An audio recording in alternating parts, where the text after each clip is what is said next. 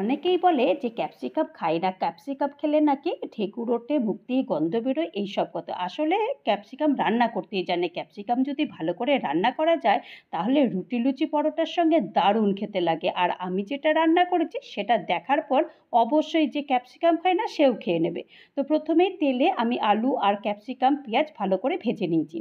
ভেজে নেওয়ার পর তারপরে ওই তেলেতে জিরে ফোড়ন দিয়েছি। ফোড়ন দেওয়ার পর পেঁয়াজ কুচি, আদার কুচি, রসুন কুচি একটু দিয়ে দিয়েছি। দিয়ে ভালো করে 2 থেকে 3 মিনিট একটুখানি ভেজে নিয়েছি। ভেজে নেওয়ার পর তারপরে একটা টমেটো বাটা ছিল, সেই টমেটো বাটাও দিয়েছি, স্বাদমতো নুন দিয়েছি, হলুদ দিয়েছি, কাশ্মীরি লাল লঙ্কার গুঁড়ো দিয়েছি, লাল লঙ্কার গুঁড়ো দিয়েছি, দিয়ে ভালো করে মশলাটা কষিয়ে নিয়েছি। কষিয়ে নেওয়ার পর তারপরে ভেজে রাখা আলু, ক্যাপসিকাম আর পেঁয়াজ দিয়ে দিয়েছি।